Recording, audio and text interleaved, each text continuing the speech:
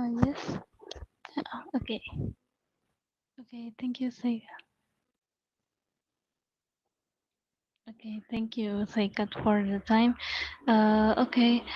Hello, everyone. Welcome to our event today. With the Also, I want to say thank you for everyone have already joined in on our side event, especially about our themes is a talk about beyond emission yield at the front line of the energy safe. And also, I want to introduce myself. My name is Isti, and I'm not alone. I have a CEO moderator. Its name is Summer, but they have something have to do, so cannot to be joined in the earlier.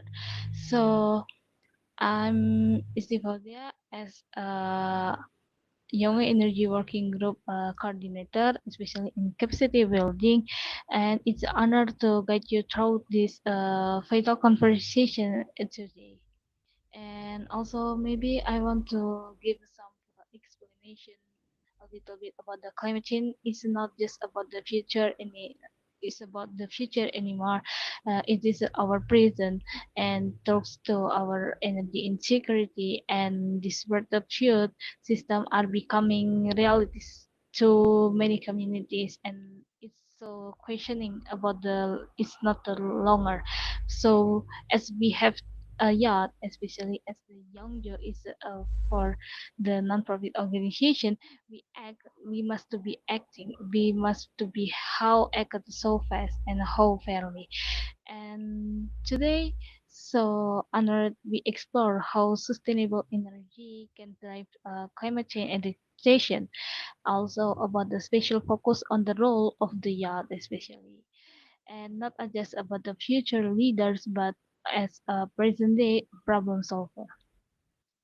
Okay, maybe uh, I want to give a pleasure to introduce our speakers today is Matthew Bellu as a policy officer at the European Commission and Director General for the Energy DG Ener.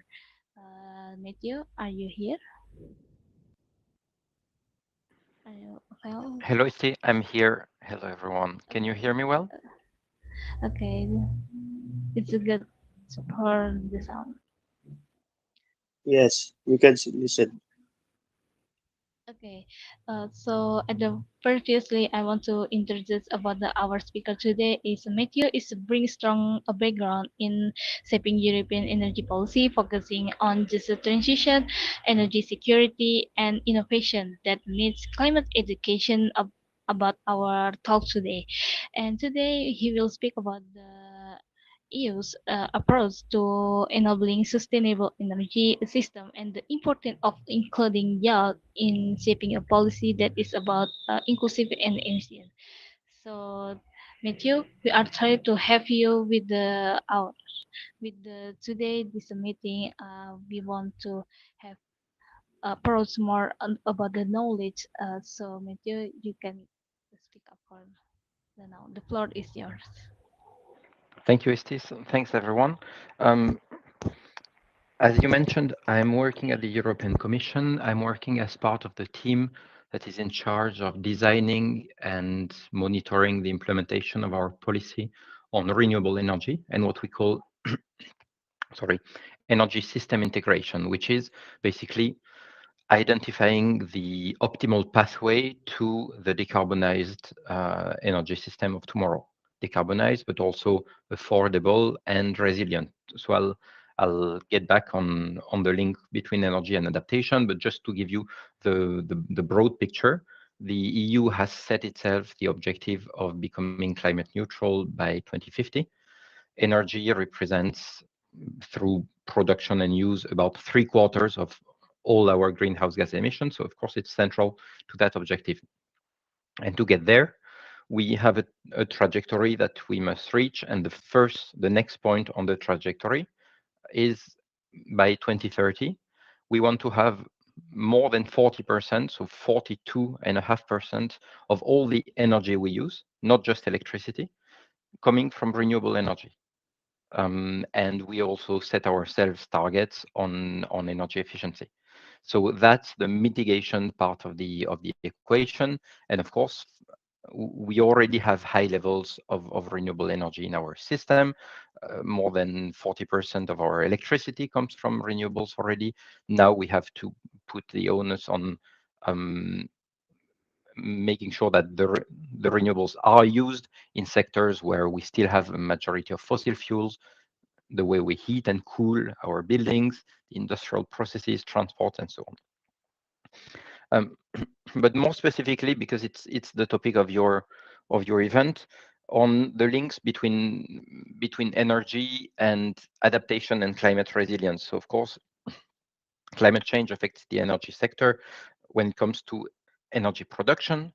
It affects directly, for instance, the capacity of hydropower plants, but also the ability of thermal power plants to cool.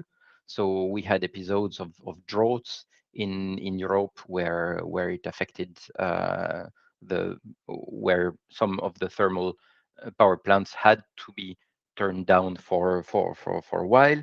It makes also the resources such as wind less predictable.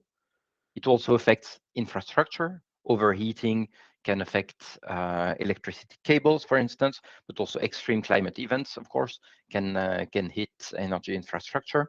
And the third point is demand. We see, of course, an increase of cooling demand everywhere in the world, which puts us very high stress on electricity systems. And with climate breakdown, we have an increased variability of climate of temperatures, which also affects our ability to plan how the energy will be used. So we are working on making the energy sector resilient. So it's part of the EU adaptation strategy, where we provide guidance recommendations to our 27 member countries on a number of elements to include energy to develop water management plans that include energy power producing facilities to to make sure that adaptation needs are included in building renovation, that investments are climate proofed, and so on. A very big challenge is the local level, because a lot of the energy infrastructure planning has to take place at the local level and has to be tailored to each city, each region, and it's the same for climate adaptation. So we're working to try to make the link between the European, national, and local level to make sure that our policies are really most effective. And I can finish this quick intro by giving two examples of uh, of of what happened in terms of resilience and some lessons learned. The first one is about one of the outermost territories of the European Union, the island of Mayotte in the Indian Ocean, which was hit by a devastating hurricane in December 2024. And basically, the whole energy supply was disrupted. Like most islands, it relies at 90% on imported oil. It took about 2 weeks to get 50% of households reconnected to the electricity grid. So it highlighted some issues in terms of resilience of the energy system. So now the reconstruction is made in a way of a structural transformation of the energy system, and the island and the French state have set an objective of by 2030 having 100% renewables based system for the island, which is not only a way to restore power to decarbonize, but also to make it more resilient. And the second one is still about um, factors for resilience, is the major power outage that took place in April in Spain and Portugal. One of the key elements that made it possible to quickly restore the system were the interconnections with neighboring countries. As we move to more and more electricity use and and less from fossil fuels, we will have systems that will be more resilient if we have these regional interconnections. So that's also one of the key aspects of how we are building the EU energy system. I'll start from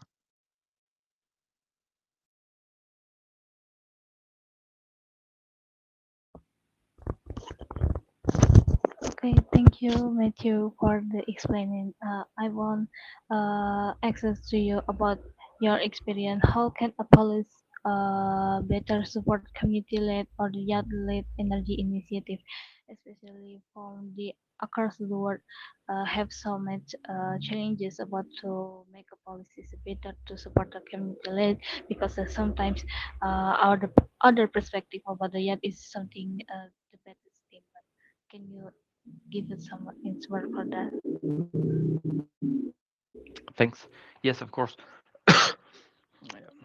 Community ownership is important for many reasons. Apologies. Um, because of course it can become a way to provide a revenue stream, make energy more affordable, but also allow the local people to reap the benefits of local renewable energy production, for instance. But also in our case, where we're starting to reach very high levels of renewables deployment, you have to make sure that there is support. There is support to the development of clean energy, and avoid the not in my backyard factor. And the key element for that is to make sure that there is an actual, yeah, ownership in the literal meaning of the sense. In 2018, there was a piece of European legislation that established the right for all EU citizens to team up in so-called renewable energy communities. And so it gave a legal statute to what we call renewable energy communities, which had to be defined along a number of parameters. Their objective had to be not only financial, but based on sharing the energy, sharing the benefits, supporting local economies, and it gave them the right, as part of these communities, to produce their own energy, to share it, to store or sell it without any unjustified taxes or levies or discrimination by the grid operators. And based on that, we have seen a lot, hundreds of these communities across the EU, often with a cooperative statute. As local associations, collectively owned, and this is a great way to help finance projects, because it's a kind of crowdfunding, but really by the ones who will benefit from the energy, but also to get the conversation started at local level about the benefits of renewables, and you really get the word of mouth, and it has been very conducive to the development of renewables at the local level. Um, and Another element that we introduced at European level is the right to produce, so on an individual basis, as a citizen, as a household, to produce and sell your own energy without, again, any undue barriers by the electricity grid operators. Um, and this was also to encourage people to develop their own rooftop PV, for instance, and it really works well. And then, of course, the last point is the involvement of cities and of municipalities, because they are the ones that can develop the most adapted solutions at local level. So we we have many well, most of our main cities are members of the Covenant of Mayors, which was launched originally in the EU to help cities develop their renewable and energy efficiency strategies. It has expanded to adaptation, and it's very interesting because now cities who are part of the Covenant of Mayors are encouraged to develop integrated strategies that include mitigation and adaptation. And that's, again, a very good way to ensure local ownership of these solutions and make sure that the strategies are well designed, but also to create discussions and exchanges of good practice between cities across the world. So, so again, a lot is about knowing your own situation, but in general, you won't know what's happening outside. So creating these networking abilities is a key success factor.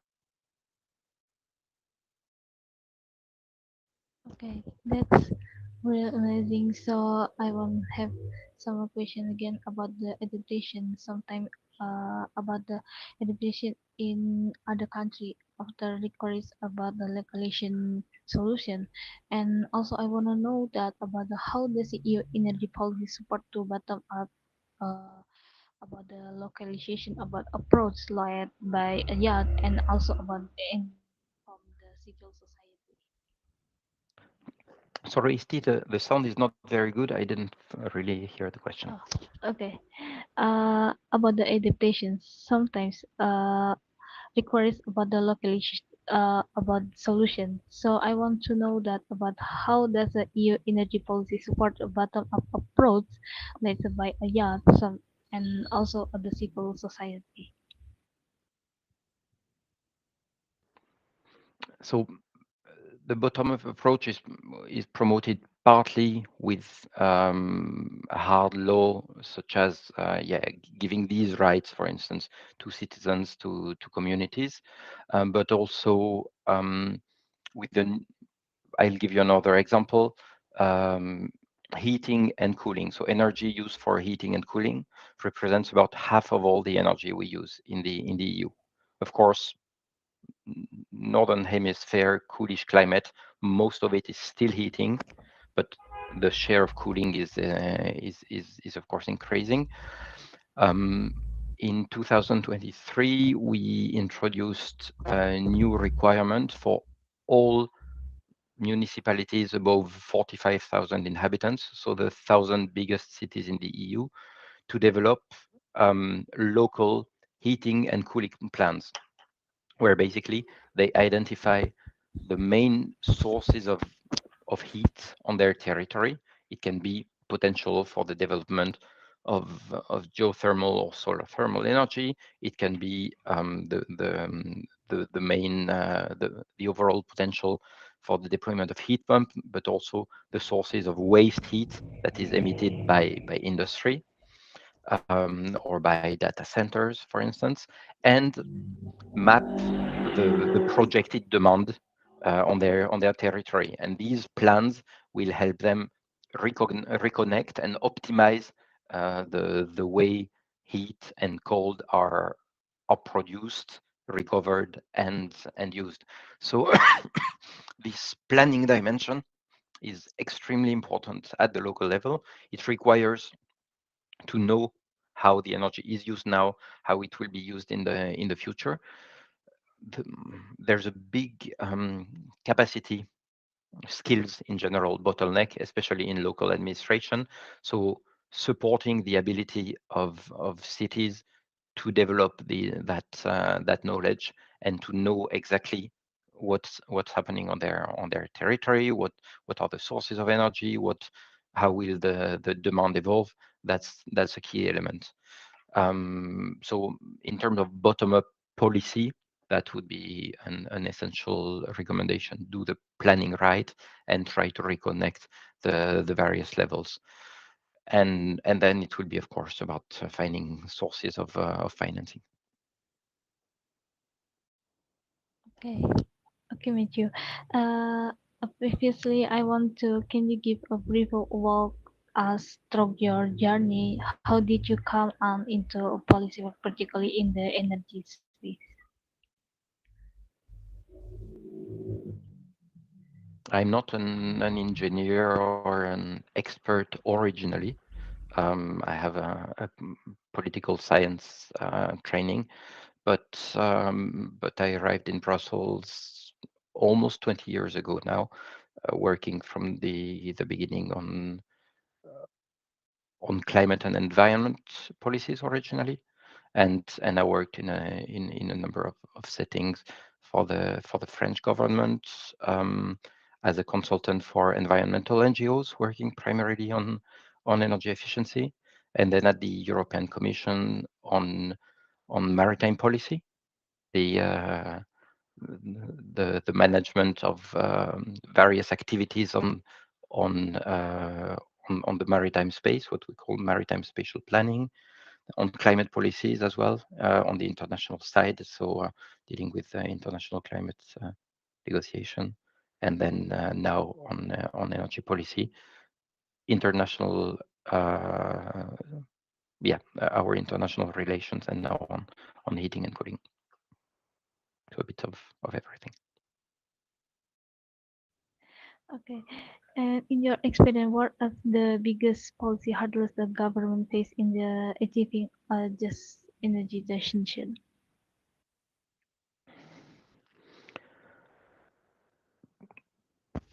Globally, I mean, a combination of crises that that generates a bit of a negative feedback loop, and climate breakdown is one of many crises, which make it difficult for the a focused global narrative for the mobilization of public support, um, for policy as well. I'm lucky to be part of this EU project where throughout various crises, for instance, the post-COVID recovery, or the current situation with the weaponization by Russia of energy, where the EU has been directly affected as well, we have stayed the course, and instead of saying, okay, let's forget about these green issues, but focus on the serious stuff, we have actually raised our level of ambition and kept saying decarbonization, the promotion of local energy sources, is the key that will make us more resilient, more economically competitive, etc., because we are a very energy poor continent in terms of fossil resources. But globally, this is very difficult. We are not in a period of long-term confidence, and this is of course a hurdle. On the other hand, renewable energy especially has been consistently beating predictions. Um, we see exponential curves for the deployment of solar energy, for instance, for the cost decreases of technologies, battery storage now as well. So these are, of course, factors of hope, but we're losing a race against time. We're passing the 1.5-degree threshold. Yeah, it's not an easy setup to develop a progressive policy. And of course, the the current dominant political trend is very nationalist, and yes, not conducive to constructive global cooperation either. So again, an uphill struggle. Okay, that's so really hurtful. And then, how do current energy policy reflect the urgency of the climate crisis? So we have already know we are already moving fast enough, but how the policy reflects it in the urgency in climate crisis right now? Can you give some explain it or some suggestion for us? We had a major breakthrough, of course, with the Paris Agreement, and it gives the framework that was missing and that was needed. Um, we know that it's not enough, and that the implementation is difficult. Um, in the EU, as I said, we have set that 2050 climate net neutrality objective. I hope that in a few weeks now, you will see an ambitious EU climate target for 2040. the next time horizon that we will be working on, and we are working on a trajectory that will remain consistent with that 2050 objective. So we are really trying to do our homework, stick to our commitment as part of the Paris Agreement. I mentioned this 42.5 renewable energy target. The renewable energy target for 2030, that was part of our initial NDC, nationally determined contribution under the Paris Agreement, was a 32% renewables target. So a 10, 12 percentage point increase between 2020 and 2030. And we revised it to align it with our increased climate ambition to 42.5. So basically, we tripled the ambition between 2020 and 2030. We it's a massive acceleration. So this is in terms of what we want to do, but also showing to others that it is possible, that it is actually a competitiveness, economic welfare, and resilience strategy, and that we are also going through the early mover experience, but now there is a lot of experience that others can build on how to manage a system with high shares of variable renewables at a very large scale, and so on. So those are the factors that can give optimism in terms of the seriousness towards our climate commitments. Okay, and how is the concept of the energy justice shaping the way policies are developed today, especially in regard to vulnerable communities?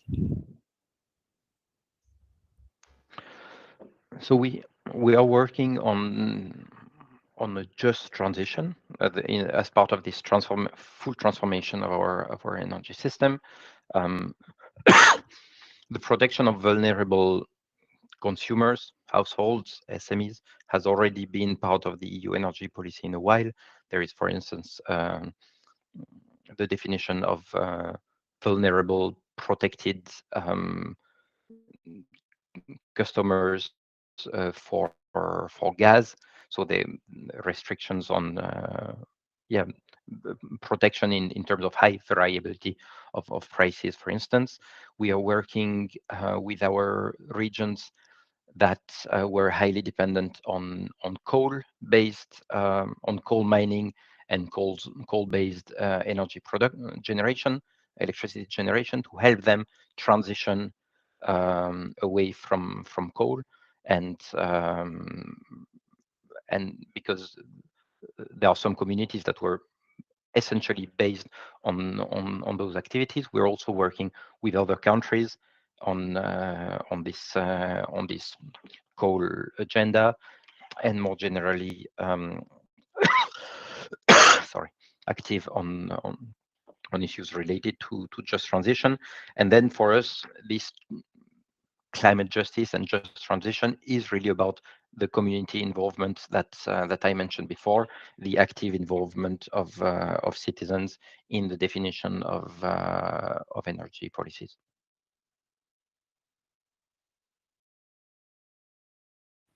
Okay, that's from my question. How about you, Saikat? Do you have some question to talk for with you?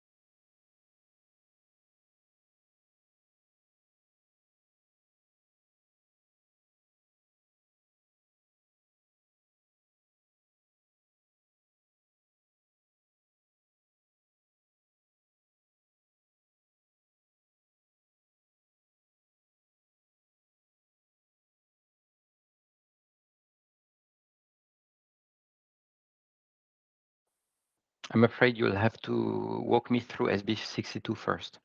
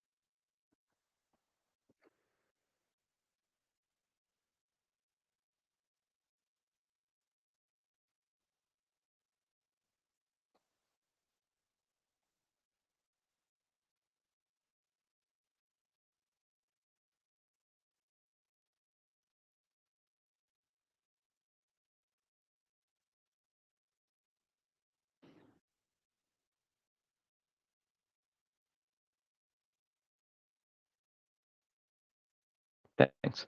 Yeah, sorry, I didn't remember that the bond sessions were also numbered. Um, so globally, yes, the UAE consensus is the basis. I think it was a strong signal. Of course, it doesn't have a country by country distribution, but it gives a notion of what is a correct level of ambition overall, and each country can then benchmark itself against this general direction of travel. So this was an extremely useful signal. In the EU, our next challenges. One of them, you mentioned it. It's permitting in general.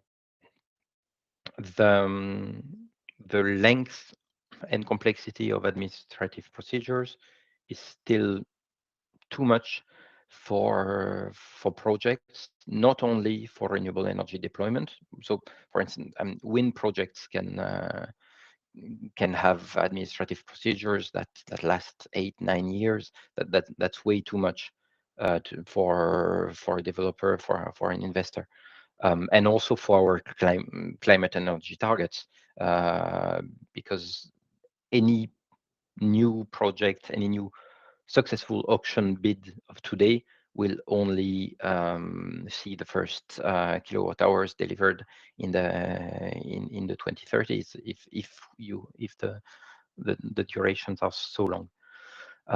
But also for grid infrastructure, and we're really accelerating on renewables deployment, but now we have to adapt our whole energy system to very high shares of variable renewable energy. It comes with challenges related to managing these variations and adapting them to the demand. Seasonal fluctuation of demand are very high in the EU due to the climate, and of course, they don't match exactly the production of wind and solar energy. We have to um, manage grid bottlenecks, because you have huge renewable energy production, for instance, in Spain, lots of wind parks in the North Sea, and they don't necessarily match the consumption sites.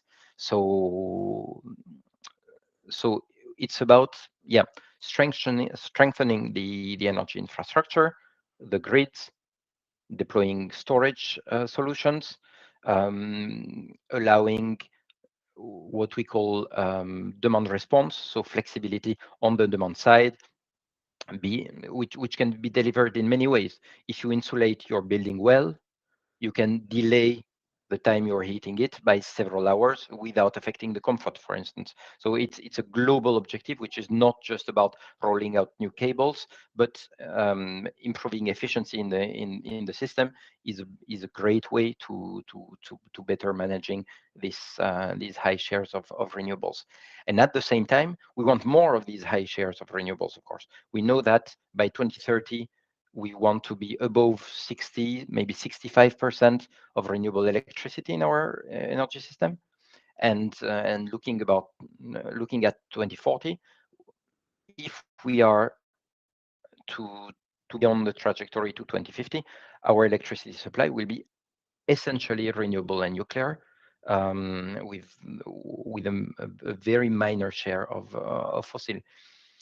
And for that, we have to make sure that there's a demand for this electricity, and that's one of the big challenges. Um, Heat pumps are not deploying fast enough. Electric vehicles are not are not yet affordable enough. So we have that bottleneck on the demand side, which we are trying to address. So I could mention two of the initiatives. Well, there are three initiatives. One of them is a major effort with our member countries on the acceleration, on the simplification of permitting. We're working with them directly to make sure that we accelerate that. We have put in place a number of rules, a maximum duration for permitting procedures, for instance, but also requiring member states to set up what we call renewable acceleration areas. So you mentioned the use of land. There are places where the land is already fully artificialized, where the risk of biodiversity loss is very low because of old industrial sites, for instance, which are prime locations for the fast deployment of renewable energy. So it's about identifying where we can very fast roll out this renewable energy, and we are doing the same now with storage, for instance. Then the second element is what electrification, so the conversion of energy uses to electricity, because it's the easiest way to switch to clean energy. Because even if you switch your fossil car to electricity use, the engine itself will be more efficient, but also we are constantly decarbonizing the electricity supply. So within 5 years, that electricity will be fully decarbonized. So converting to electricity is the best way to efficiently decarbonize. So we're working on that. And the last point is a specific focus on heating and cooling. I mentioned it. Half of our energy use still very inefficient, still not fully planned together with the electricity and gas system. So we are working on solutions to fast decarbonize heating, in particular by the deployment of heat pumps, but also um, a great asset that we have is district heating and cooling systems. So city level systems, centralized systems with pipes that distribute heating in lots of dwellings, but also for cooling. There are systems based on seawater, for instance, that work very well. And these are a much more efficient way to decarbonize heating and cooling than by individual solutions. So we're working on modernizing that. So those are the focus areas that we're working on right now.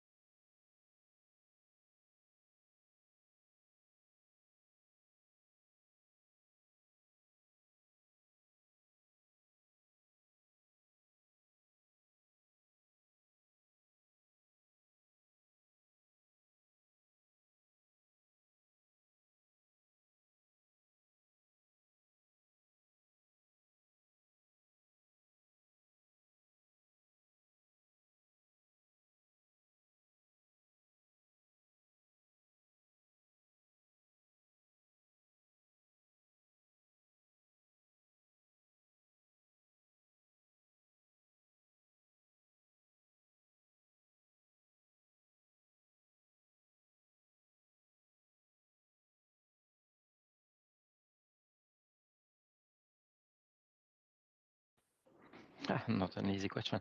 Um, First, the importance of clear policy signals that show the seriousness of your travel direction. Um, that's very important. It's very important for economic stakeholders to know that your country, your region, is serious about this energy transformation, and it's really also very important for the policymakers and the administration itself, because it allows you to plot your course and to monitor your progress constantly. If you don't have that, it's very difficult. Um, then it comes with a change of mindset. The energy policy, energy yeah, landscape in general is heavily dominated by fossil fuels in most of the world, and going beyond that and beyond the notion that renewables are marginal, disruptive part of that energy system is not won't come in a second. So yeah, seeing that it is feasible and that more is feasible again and again is very important. One of our member countries is Ireland, an island with very limited interconnections to the European mainland. It has a goal of 80% renewable energy in its electricity mix by 2030, and most of it will be wind. So a small island, small, no offense meant to my Irish friends, uh, on its own is firmly convinced that it is able to manage a system based on 80% wind and solar. Those things are feasible, and it's important to remember that. Then you have to integrate that in the planning of your energy infrastructure to make sure that that your system is planned in a clever way, and to identify the weaknesses in the infrastructure where electricity use will mostly grow, where where the generation will be located. um, Financing, the costs are falling. The returns on investments are getting very short, but there's still an upfront investment issue, which is uh, is also made worse in many countries, less so in the EU, by very high interest rates. So a key policy instrument is any sort of de-risking mechanism that can so government backing to loans that can contribute to reducing those interest rates. Then you need well-functioning electricity markets that are able to send the right price signals. Um, so the right price signals mean that you will need to encourage renewables deployment, or and there's a learning curve. In the EU, we started with feed-in tariffs that were given to you if you produced, but now it's really auctions, so competitive mechanisms based on market prices. We used to have premiums on top of market prices, but we're more and more working on so-called contracts for difference, where if a project produces at a very low price below the market prices, you actually reimburse to the public budget. And this is a key way to ensure that the cost of supporting renewables doesn't blow up and represent a big weight on public financing. So seeing where you are in that learning curve and deploying the right policy tools for the right policy for the right moment in terms of cost, but also the value chain. There's a gradual buildup of your value chain. We have seen examples of countries that were trying to develop a renewable industry with fully national components or very high shares, setting local content requirements at very high levels, and it doesn't work because at the beginning, your developers will need to find themselves their own economies of economic model, and if you don't allow that leeway, you will restrict the market growth, the value chain growth, and affect confidence. So again, that learning process. I'm talking a lot.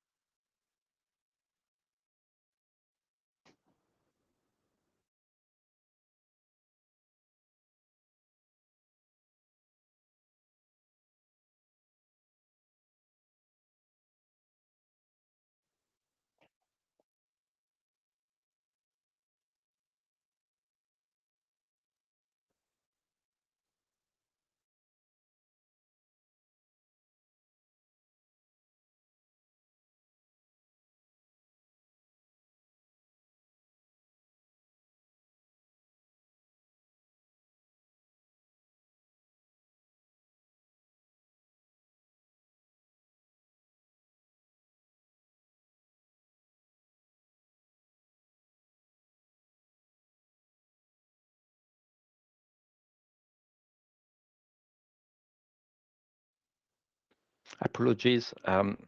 My secretary was talking to me at the same time.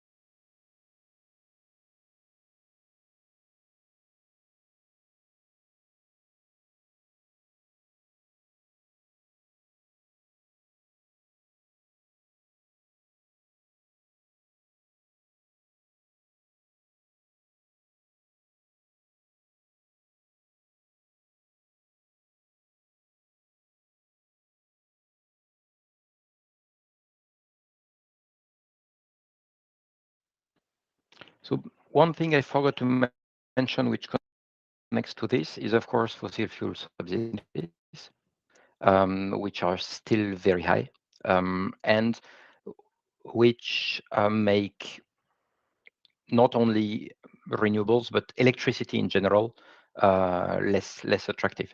So as long as the taxes on electricity are higher than on gas, that uh, yeah, the externalities of fossil fuels are not reflected in the taxation system, and that in general taxes are not aligned with the policy directions.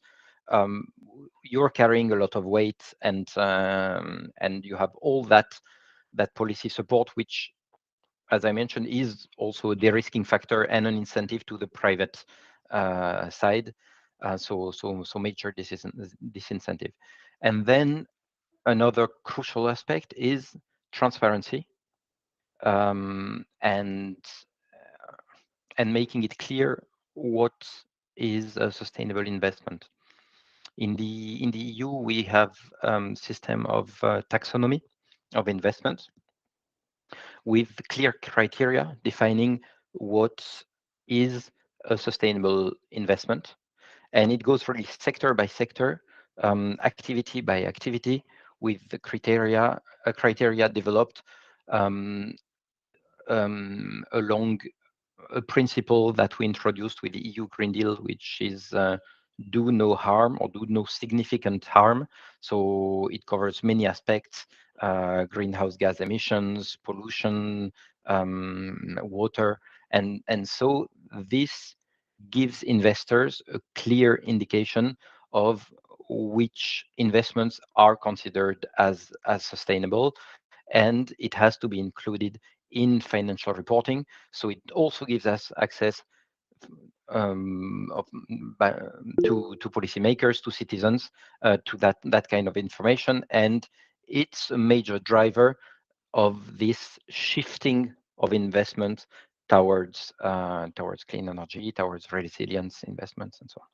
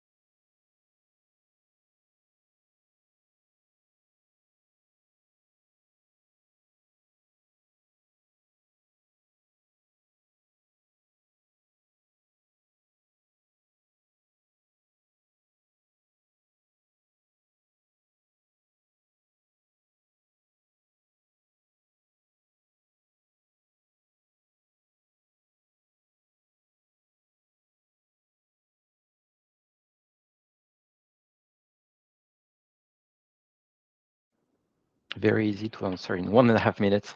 Yeah, we have 27 member states with completely different economic situations, industrial setup, um, different energy mix. It's one of the main challenges, but so energy policy has EU energy policy has become more and more Europeanized. It's relatively recent, although the EU was created on the basis of steel and coal originally, so it was already at the core. But there are joint. Yeah, there's an agreement on some objectives, like the climate objectives, where we managed to agree on some collective targets, and then things are derived from there. The way we work is with a combination of targets at EU level, sometimes at national level. In the case of renewable energy, for instance, there's an EU target where each member state is expected to pitch its contribution. And then we as Commission look at if this adds up. We just did this addition, and we see that the national contributions pledged last year add up to a 41% share of renewable energy in the whole energy mix. So we are 1.5% away from our target, just from the contributions that member states presented unilaterally. And then it will be our job to go back to them and try to convince them to go a bit higher. But you see that this system of targets and of, as I said, passage points towards our long-term commitment works. And then we, as European Commission, propose tools that member states can use to achieve these targets. Some of them are permitting rules, for instance. So in some cases, we propose things that will become mandatory. In some cases, we offer a toolbox and say, tell member states, this is good practice from country X. It could work in other places. And then there's a discussion between member states, and sometimes and with the European Parliament, which represents the body of European citizens. And sometimes things become binding law at national level as well. Sometimes at European level, and yeah, we managed to keep the course. It's not an easy ride, but we didn't do too bad so far.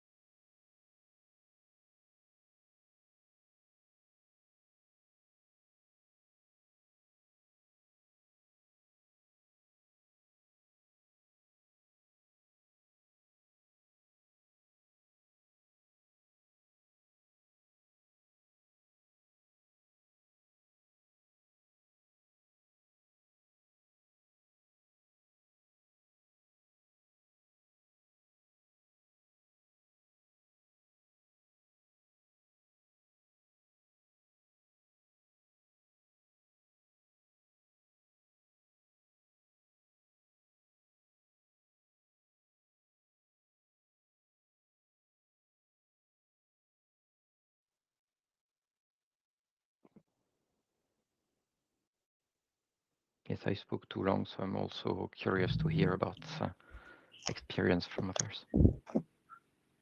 Okay, so I have some question about our discussion today because I'm especially from the yacht. What kinds I want talk a question about what kinds of the yacht-led innovation or community-based solution have you seen that truly shift the narrative from vulnerability to resilience? And also, I want to ask about how we as a yacht to build a stronger collaboration with institutions like you have some experience in DG Inner to scale climate education efforts beyond a pilot project.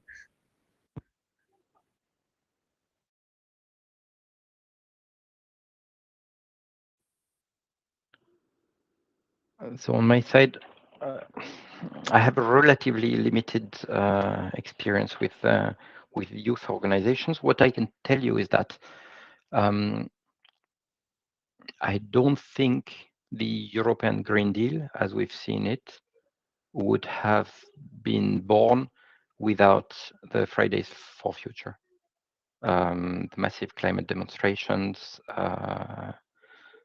So, so that I think was part of a massive shift, um, not just in public opinion, but in how the policymakers saw the demand for stronger climate action.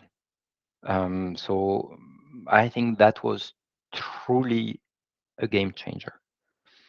Um, and then, um, I mean, I've had the pleasure to talk a few times to the youth constituency of the International Renewable Energy Agency, which is an institution doing a great job in convening all the global voices on renewable energy. Um, yeah, have my own youth at the back. That's okay. Uh, Okay, I will read the question from the chat message. Thank you so much for the knowledge sharing. In regards to youth organization, what is your stance on the future of such as organization and the inputs that we could be providing past the files of the policy and the advocacy? I think it's really that mobilization factor. Um, we are at a bit of a low in terms of active um, public engagement in for climate action compared to the pre-COVID period. Um, and and as yeah, convening power and also yeah, and you can be very influential. Um, you have been in the your predecessors have been in the past, and the responsibility is not on you. We are at places of influence and trying to make it happen, but but really um, pressure. I mean, the past has shown that pressure on policymakers works, and yeah, structural engagement in terms of what we're having now, so conversation directly with the policymakers, but also making it clear that there is still more than ever support for ambitious climate action is very important.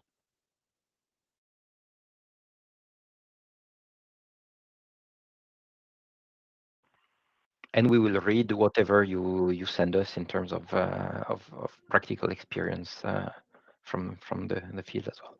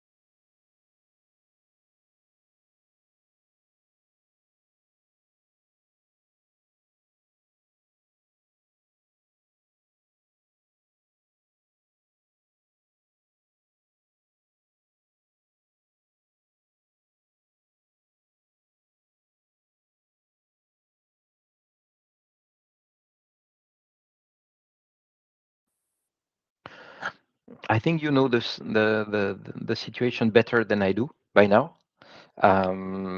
So I'm confident that you're making the right call here. Um, we have now these targets, the tripling and doubling targets. So we have a framework on energy. Energy policy is a very core competence of governments. So it it won't be it won't be an easy one, definitely.